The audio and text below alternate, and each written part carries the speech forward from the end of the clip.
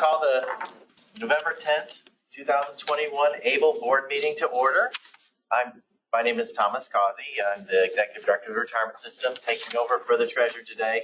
I don't believe that the treasurer is on, but I'm going to check to see. Mr. Treasurer, are you on? I don't hear the treasurer, but he may be joining us at some point during the meeting. There will be a public comment period for organizations and individuals to address the board later in the agenda. And continuing with the state treasurer's initiative to increase government transparency, the department has established a policy to record audio and video of official public meetings like this one and make those recordings available on the department's website. This is an effort made to increase transparency and accessibility of public meetings that fall under the authority of DST.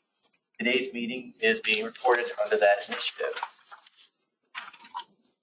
I want to let you know about several requirements for our meeting to comply with the law on remote meetings. We'll be taking roll call by name. If you must leave the meeting at any point, please announce your departure.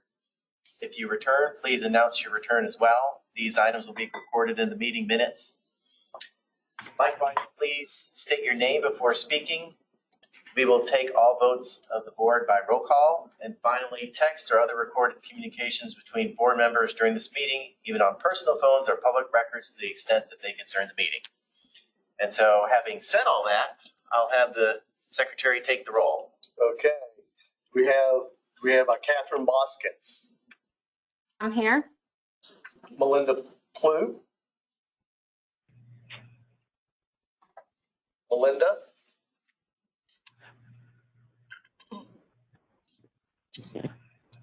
Marquita Robertson.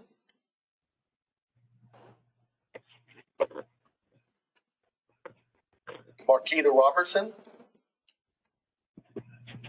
Chris Egan. Good morning, everyone. This is Chris. Thank you, Chris. And Tim Smith. Here.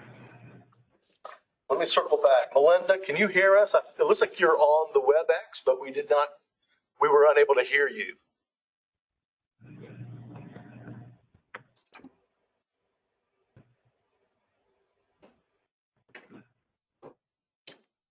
Okay. All right. So we didn't hear Melinda, but she may be on with us. Item number 2, ethics awareness. Please take a moment to review the agenda. Does anyone present have an actual, potential, or the appearance of a conflict of interest in these matters? Hearing none, item number 3 is the approval of the minutes from the August 11th, 2021 board meeting. Do we have a motion to approve the minutes of the August 11, 2021 board meeting? This is Katie Boskin. So moved. Thank you. Do we have a second? This is Chris. I'm happy to second. All right, thank you. So any discussion? All right, hearing none, we'll have the clerk take the roll. All right. Thomas Causey on behalf of Treasurer Falwell. Yes. Melinda Plew. Tim Smith. Yes. Right, okay, so that was everybody. All right, thank you. Before we go on to item 4, I just want to take a moment to recognize Adonis Brown, who passed away in July. Adonis and his wife, Clementine, were part of the ABLE family and appeared in many of our printed materials.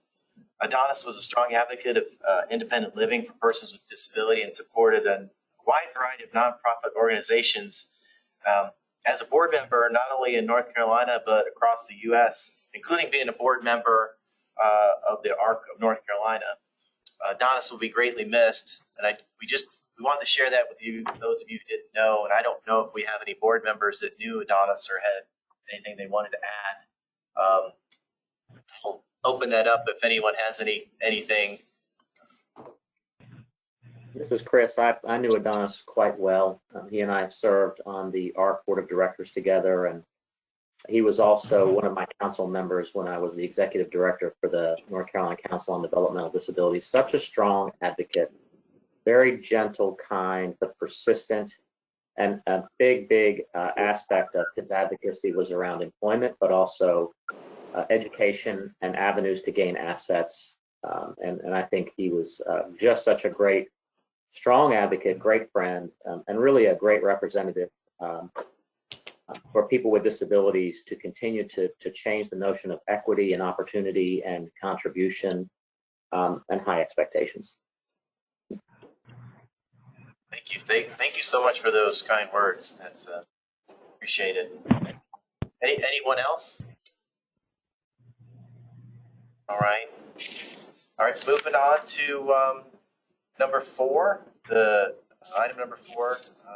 Jeff Hancock's going to give us an update on the Able Alliance program. Yep. Thank you, Tom.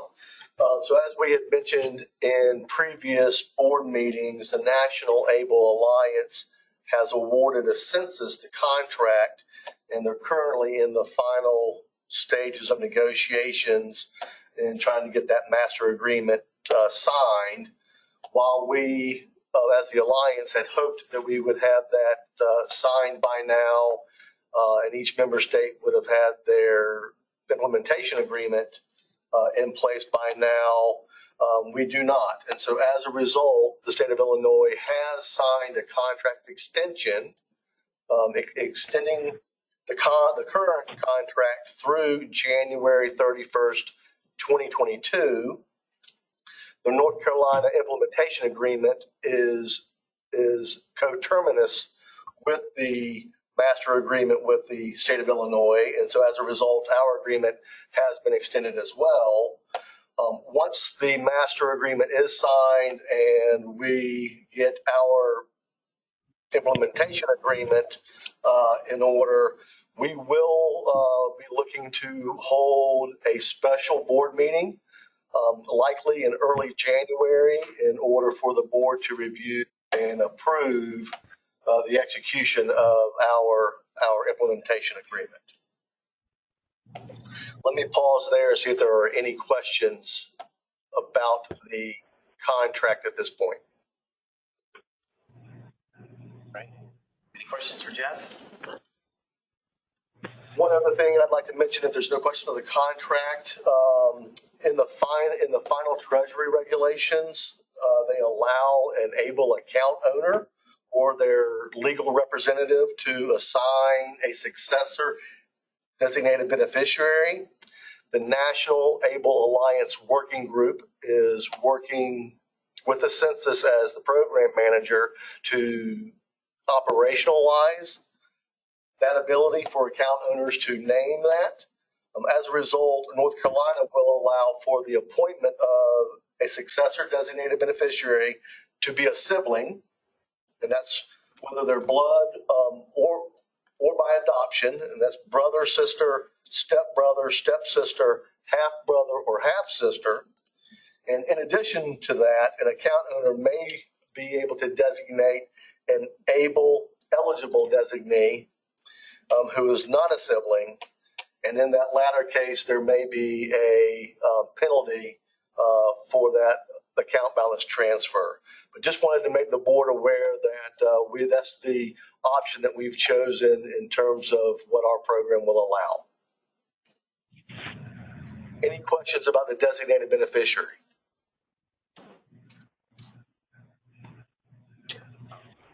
Thank you. Also, before I go on to the next item, there was typically we would be presenting the budget.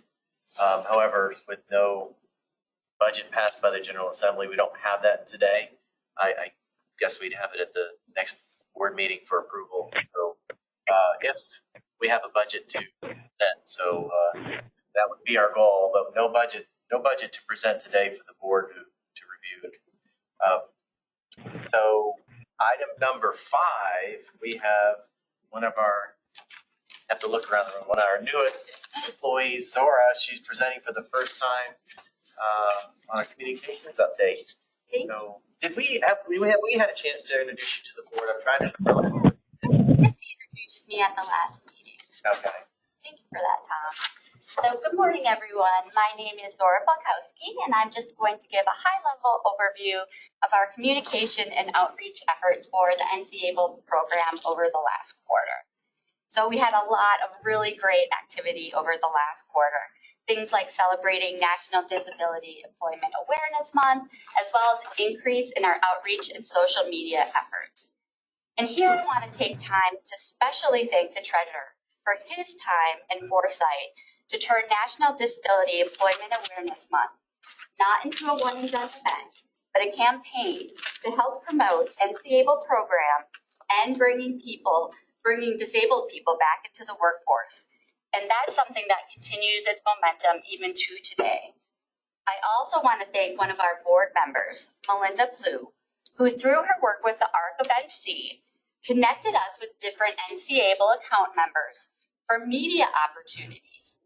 So again, thank you both of you for making National Disability Employment Awareness Month such a success and so impactful. So beyond that, we also worked with the treasurer to kick off the Able to Work tour in Wilmington. That actually happened around the time of the last board meeting. And from Wilmington, we were able to expand the tour throughout the state. So the treasurer was really able to help promote the NC-ABLE program, as well as getting disabled people back into the workforce and the Able to Work provision. So the tour with the treasurer has been really successful, and it garnered quite a bit of press, not only with local media, but also online and with social media. And what was great is this generation of press also created an increase in the amount of groups that have been reaching out to us proactively and asking for NC-ABLE presentations. So just last week, we gave an informational NC-ABLE live presentation to the fetal alcohol syndrome group. And we have upcoming presentations scheduled with the NC Brain Injury Association, as well as the ARC of North Carolina. So this renowned interest in the program, I think, is really exciting for all of us to see. So if we switch gears a little bit and look at our social media, it's also evident that our efforts here are working as we continue to see a positive movement on all of our channels. We were consistent with sharing news and press releases related to NC-ABLE, as well as news stories and other content that was really relevant to our members. And when you really drill down and look at the metrics, in Q3 compared to Q2, we saw a 233% increase in our Facebook reach. We also saw double the mentions of the NC-ABLE program on Twitter, as well as 3 times the followers in Q3 compared to Q2 on Twitter. So all of these metrics are really fantastic to see. So of course, all this buzz on social media and in the news has also created an uptick in the amount of visitors to the ncable.org website. And not only are we seeing more visitors to the website, but we're also seeing more visitors across the state. So we're really, really expanding our geographical reach. And what I think is really neat is we can actually directly correlate where the treasurer was on his Able to Work tour with an uptick in visitors to our website from those areas. So that really shows that our messaging is getting through and that people are going to the website for more information and or to enroll. So ultimately, this really speaks to account openings and account balances. We currently have over 1,500 NC-ABLE accounts, and for the first time ever, over $14 million in account assets. We're actually at $14.4 million in account assets, which I know the team is very, very thrilled about. So over the third quarter, we really saw the program continue to grow organically, and we want to continue this really great momentum into Q4. And for just a sneak peek of some of the activities that we're working on in Q4, we were able to attend the first ever Accessibility Day at the State Fair. NC Able had an informational booth, and the treasurer was actually able to join us and give a few remarks. So that was great. And we're also in the process of relaunching the NC Able newsletter, as well as the NC Able account survey. And from the survey, we're hoping to get some really great insight into what we're doing well with the program, things we can improve on, as well as garner some stats from the survey that we can use in future media opportunities. So all things we're excited about moving forward. So here I'm actually going to stop and turn it over to you all and see if you have any questions. No, that was a lot. Any questions for Zora? I know it's great that Christy's been holding down the fort for our team, and so she can jump in and learn and help Christy. It's fantastic to have somebody else and see some results in the last few months that look really impressive. So Truly thank a you. group effort. So thank you to Jeff and Christy. It's great to see. Thank you. Item number 6, administrative update from a census. Hi, good morning. Thanks for having us. Thanks. My name is Jose Rafael Gamboa. I'm the Census Relationship Manager assigned to the National Able Alliance. I am joined by Molly Peterson. She is the Senior Client Relationship Administrator, along with Paul Soupe, who is a director as part of our investment team. So we really absolutely appreciate you allowing us to present in front of the board and treasurer. So thank you so much. Like I said, my name is Jose. I've been with actually the organization 14 years. Yeah, a little over 14 years, and I'm extremely excited to be here. I just recently joined the relationship management team about a month ago. So I've been, it's been fantastic, as I had originally was part of the team who launched the National Able Alliance program 5 or 6 years ago. So it's a joyful reunion for me. So thank you so much.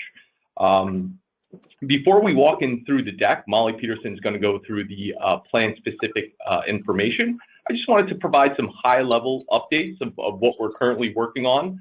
And I'm going to shout out really the NC Able team, as they have been active participants in the weekly Able regulation breakout sessions held by the National Able Alliance. It's a subcommittee of Alliance members and a census. As we talk through the Able regulations, as Jeff had mentioned previously, our current focus is around successor account owner and what it will take to implement that. But in the immediate future, we're excited that the Alliance members are growing now to end of year from 18 Alliance members to 19. My Able, or AKA Michigan Able, will be joining the Alliance members the second week of December. So we're super thrilled about that. And then following shortly thereafter, first quarter of 2022, we plan on implementing the adoption of those hierarchies, as Jeff alluded to a little bit, allowing additional financial signatories to open up accounts on behalf of Able account owners, which is really exciting because, again, I think the Able regulations that were passed late 2019 into late 2020, forgive me, sorry, really is hopefully eliminating a great deal of the barriers of opening an Able account.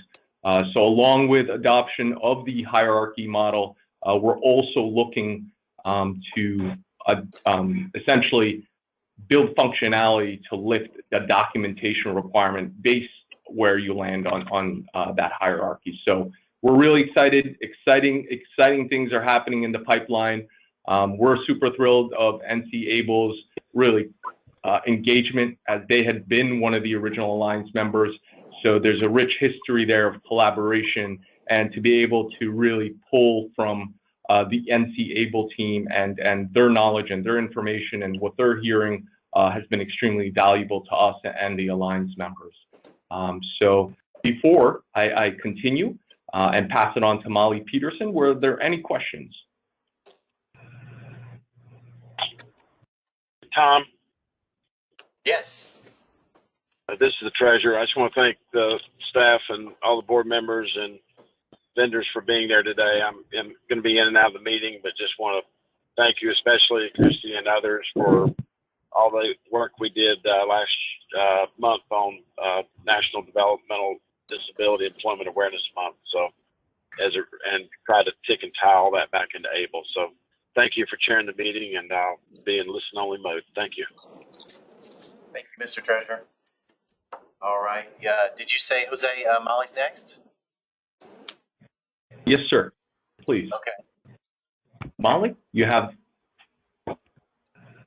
Thank you, Jose.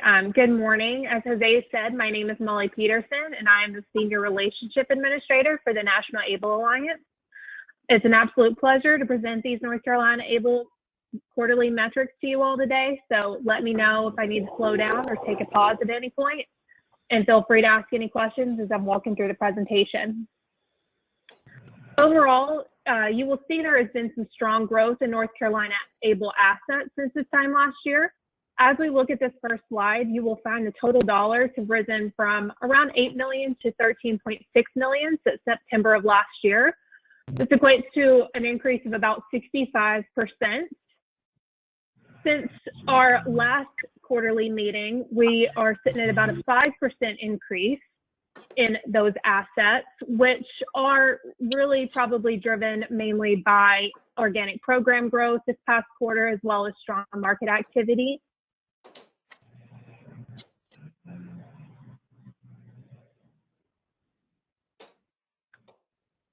Moving to the next slide, slide 4 shows us a breakdown of current plan level assets broken down by investment option. The checking option remains the most popular fund within the North Carolina ABLE program with around 29% of assets, followed by the growth and aggressive options, which is a general trend we see across the Alliance. Paul Choupé will be going into these portfolios and the underlying investments later on in the presentation.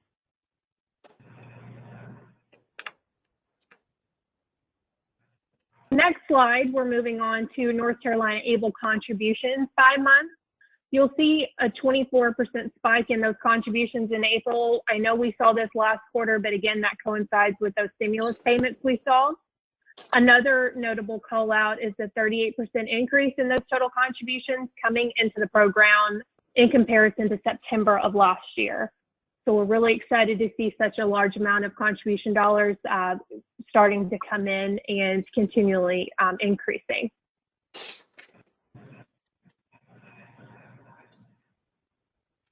Moving on to slide 6, we're going to see our most popular contribution methods, which are being used for the plan so far this year. A lot of users are utilizing our online features here. One-time electronic contributions make up just over 47% of the contribution transactions, followed by checks, recurring contributions, and then rollovers from our 5 to 9 programs.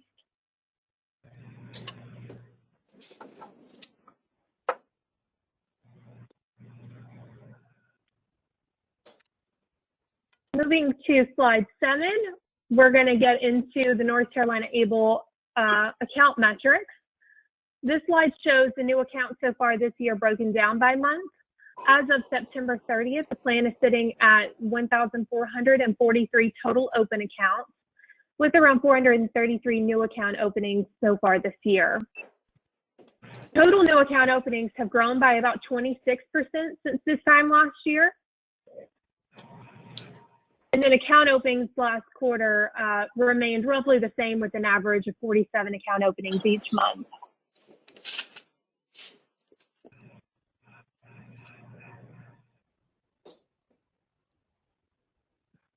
Moving on to the next slide, we're going to see a breakdown of accounts and assets by our disability type here. So we're going to see our open and funded with total account assets, and then those average account sizes by each disability. And then the next slide goes into the eligibility and then custodian type.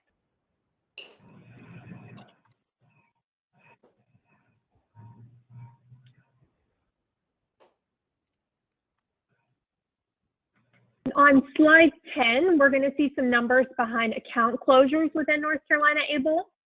You're going to notice a drop in account closures this past quarter in comparison to last quarter. The largest driver behind account closures do remain to be inactive accounts where we're still waiting on funding or some form of required legal documentation in order to get those accounts up and running.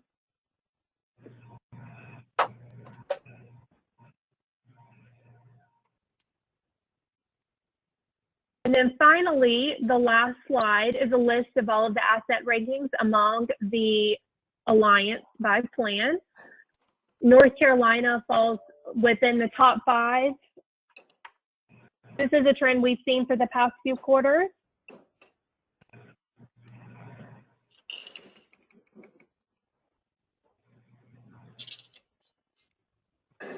And that wraps up all of my slides. Did anybody have any questions? Any questions from the ABLE board members? I do want to thank Census for some feedback on the slides and providing us some of the graphs that you're seeing now, so we can see the trends. You can see what's happening in the past year, plus also the last comparing September to September. So you see maybe instead of a point in time, you see a little bit bigger picture of what's occurring. So it's helpful for us to see. Absolutely. Thank you. Thank you. Next, we're going to have Paul Supay, who is going to go through our fund performance. All right, thank you, Molly. We can move to the next slide here.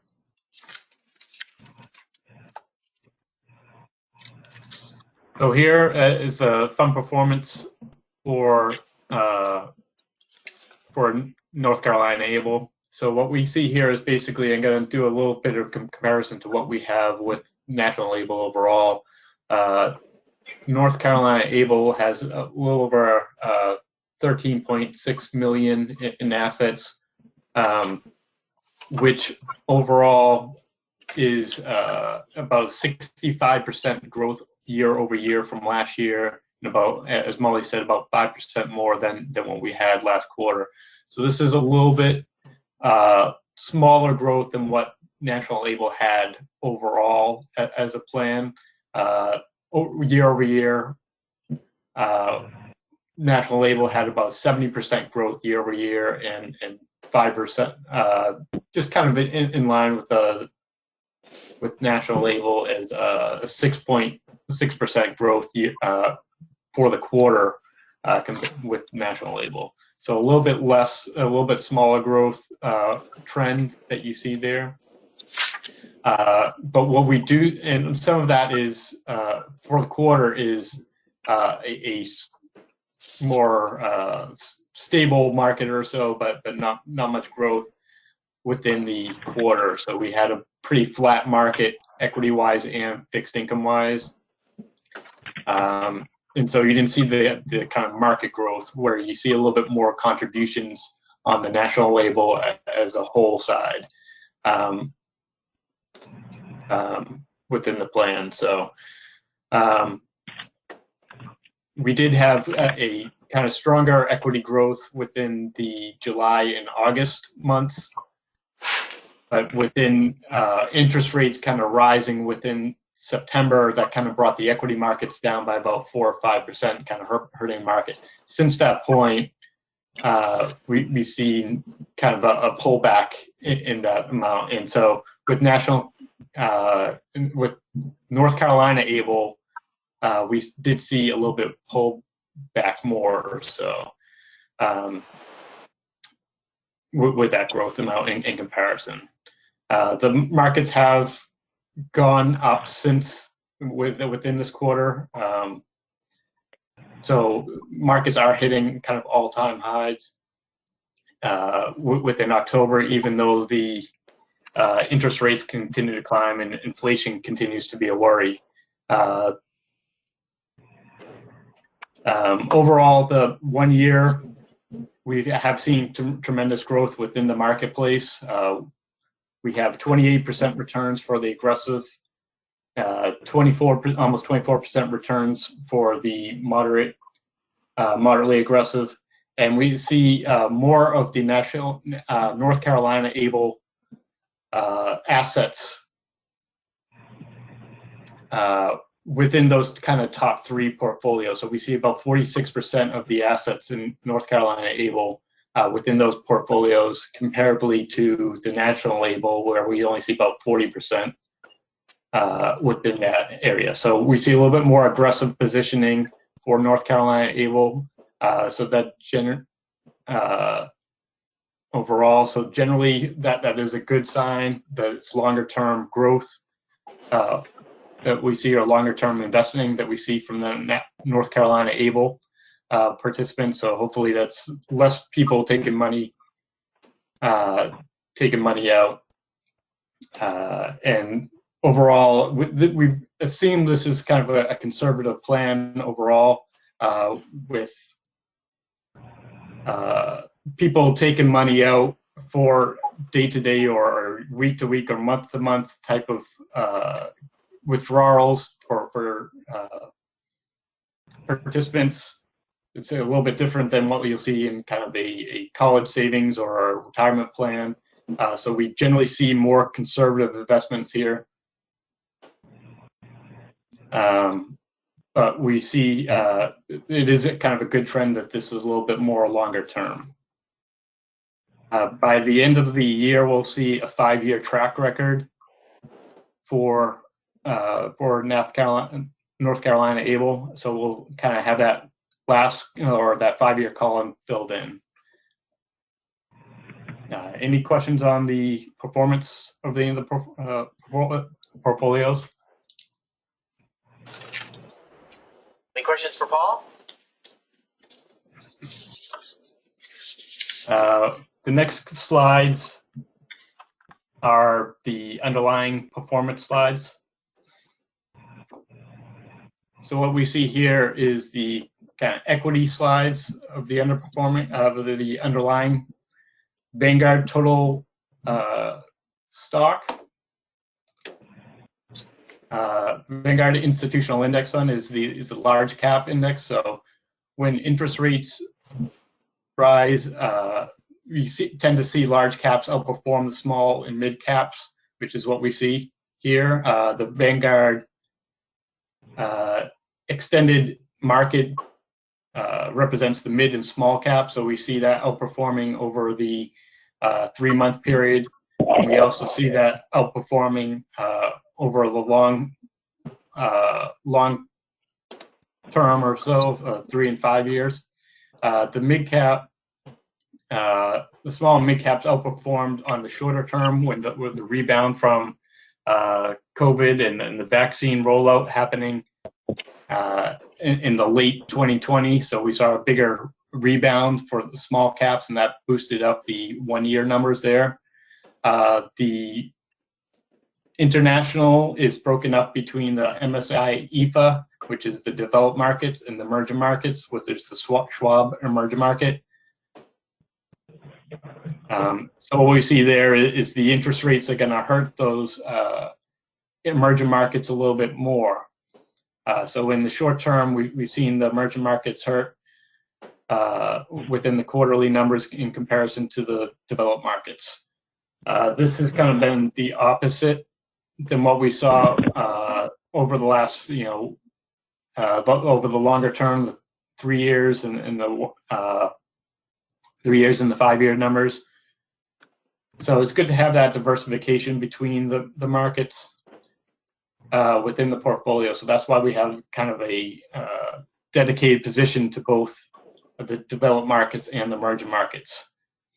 We also have the real estate position within there, or a dedicated position there, and that's kind of to help with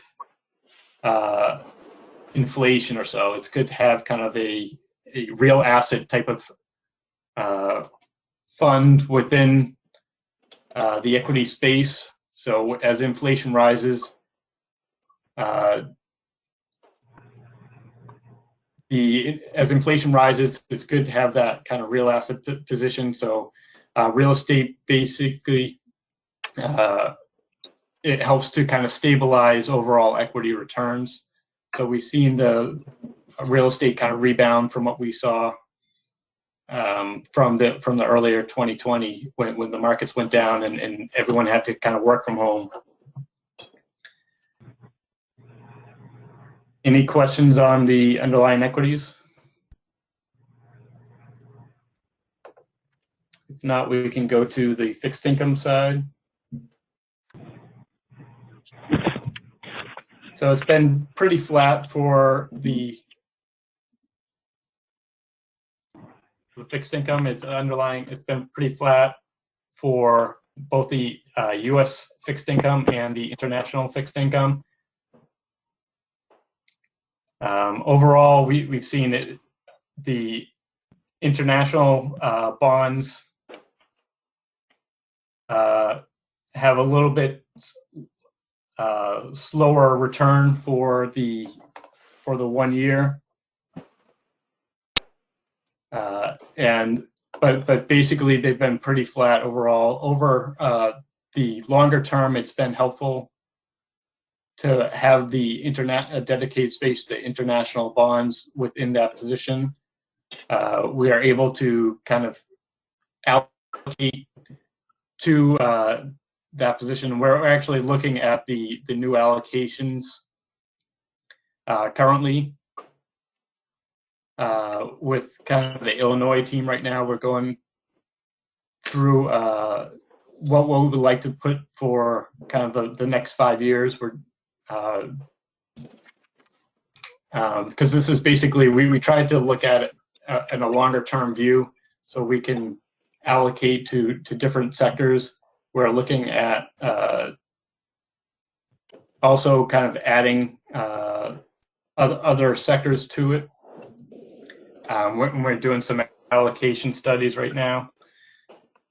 But overall, it's been pretty stable quarter and pretty stable year for fixed income. Any questions on the underlying side?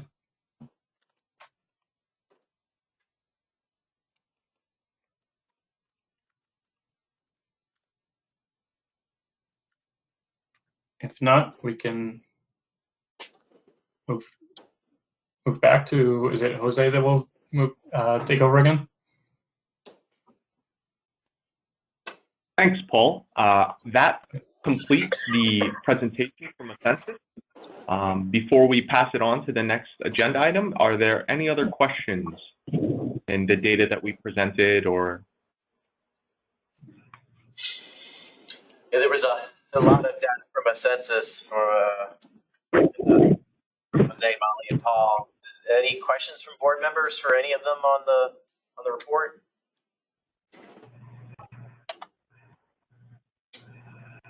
All right. Thank you. Thank you, Ascensus, for the report. And nearing the end of our agenda, was there any public comment? Patty, do you know? No? There's none.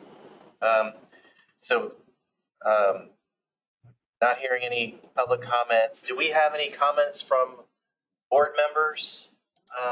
We go around to the board members if anyone has anything to add or say. This is Good morning. This is Melinda. I just wanted to also express my thanks to the treasurer and the staff. We really enjoyed helping you all put together these events this fall, and it was a learning experience for all of us. But it was great, and we appreciate the hard work of everyone. Thank you. This is Katie Boskin. I'm going to second what Melinda said and really commend the treasurer for his hard work in prioritizing able to work. He has brought that up at the State Banking Commission and has clearly made it a priority. So my commendation to him. Thanks. I hope he, This is Chris. I'm sorry, go ahead. Thanks. This is Chris Egan. I'd like to echo all of that as well. I think this is such an important priority, and it's exciting, and I'm really optimistic to see the growth. Also, a little bit of additional input, something we follow up on, but a colleague of mine who happens to be blind recently opened up an ABLE account and did provide a little bit of input. All good overall in terms of how it went, but perhaps something we can consider as we go forward with additional looks at accessibility and kind of customer service. He ended up calling twice.